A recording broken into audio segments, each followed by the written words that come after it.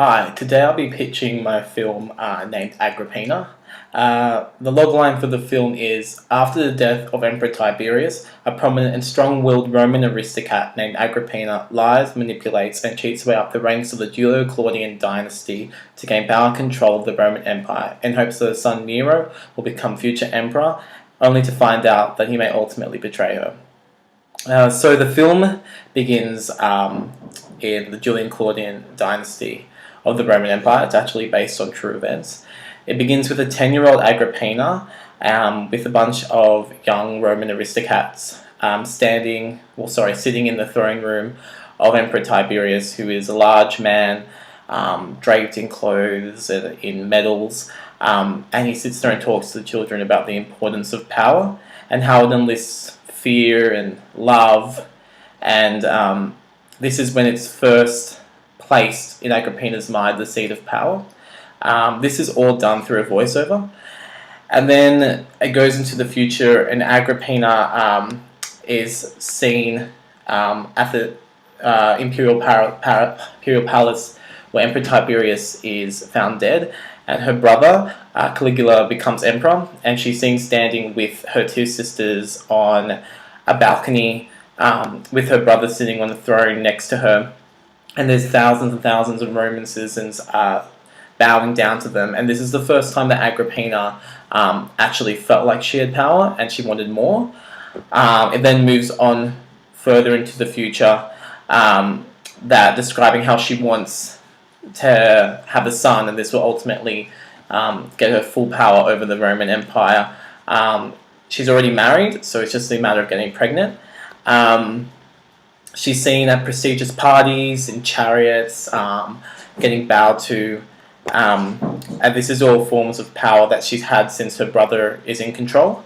But then after the death of her sister, who the Caligula was secretly in love with, Agrippina and her other sister start to get treated worse. They're not allowed to the parties anymore, and she describes all this and is dismayed with the fact that she now has lost what she wanted, which was power. And because of this, she plans to assassinate her brother, only to find out before the assassination actually happens that he has found out about this.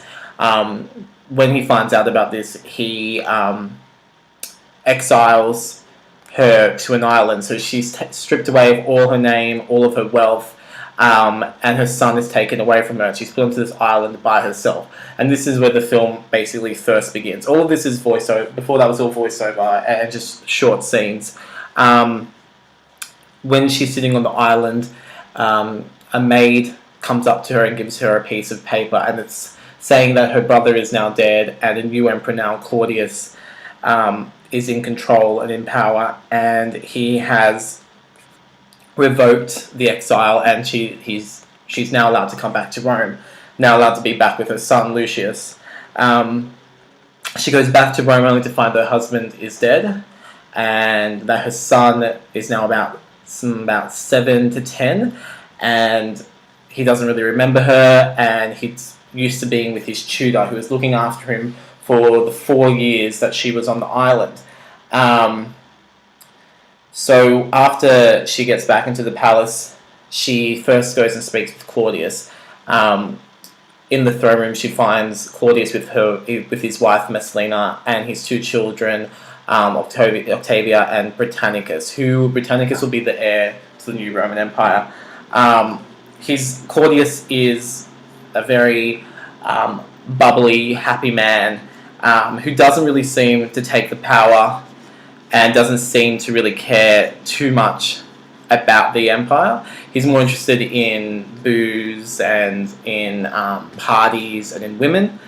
But however, his wife is quite similar to Agrippina and is wanting the power for herself, and she is now Empress of Rome. When Agrippina meets with them to thank them about her being revoked from exile, Messalina kind of gives her the shrug and is already heard stories about Agrippina beforehand, about how she was power hungry, how she's a very strong woman, very beautiful, very graceful. But Claudius seems to really take to Agrippina and is smitten by her, basically. Later on, throughout it, Claudius allows Agrippina to move back into the imperial palace, and she's seen now trying to create a closer relationship with her son Nero, trying to form a bond between what she wants with his power, trying to show that it's the best thing for him to have, but he's not that interested. He's interested in things like drama and art, and he hasn't got the same focus that his mother has, and it kind of makes him a bit distant, but in saying that it's the only family member that he has. So he just learns to live with it. Through this time, Agrippina is invited to back to parties, dinners, things like that, and Claudius pays her a fair bit amount of attention, and Messalina starts to get a bit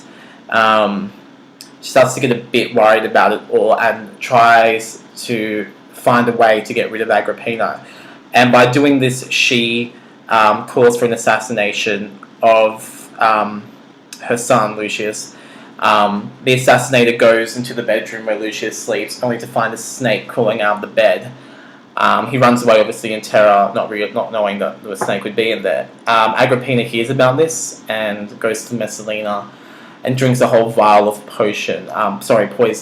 And this shows that Agrippina is strong. She's been drinking bits of poison every day since she was a teenager, so that she may never be killed by it. And this kind of shows to Messalina that Agrippina is not that easy to destroy, and that she definitely has a lot of power.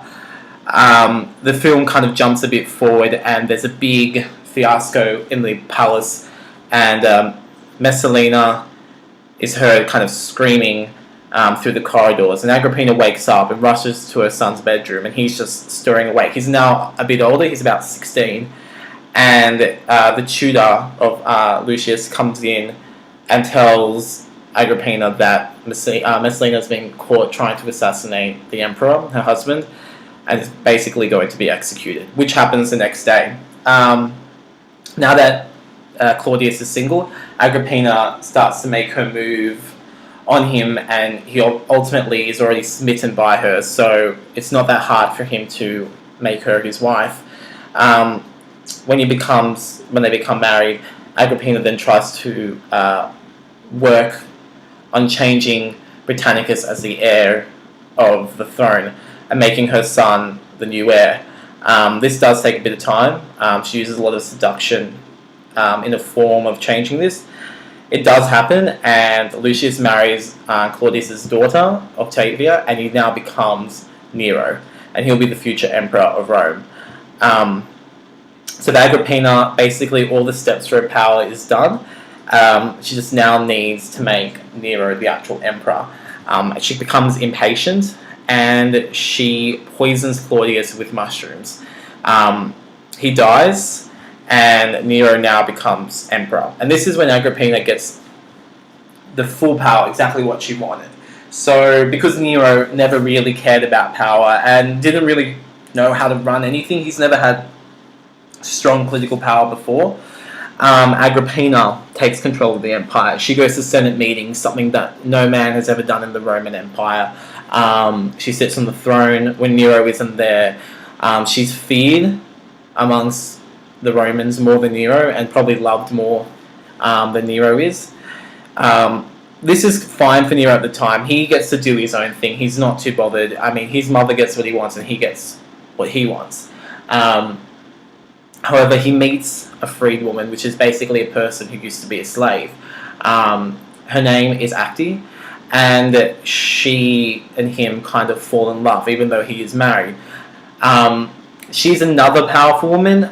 She's she's genuinely in love with Nero, but obviously, she would love to have the power. She would love to not be a freed woman. So she starts to kind of get in Nero's ear and tell him that it's not so good that his mother is sitting on the throne, that his mother's going to the meeting, that his mother's having the power. It makes him look weak. And he starts to listen to her, and he seems to have been controlled by women his whole life. He's never really had a mind of his own, and so he's very easily influenced. He starts to talk back to his mother, and his mother doesn't really know what's going on. She knows that there's a problem with him.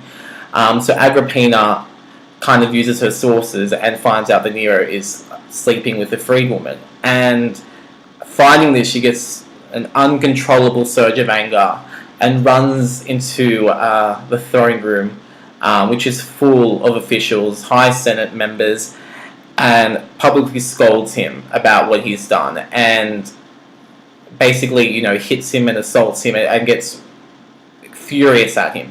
And for a woman to do that to a man in front of his officials, especially the emperor, it's basically you'd be executed. That's not on. And he gets a backbone. Now that he's got another woman controlling him, he doesn't need his mother anymore.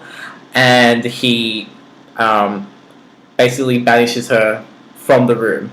You don't know yet what's going to happen. He just asks her to leave, but, in a way that he's never spoken to his mother before. Agrippina starts to get worried. She's had the power. She's got everything now, and this wasn't something that she was expecting.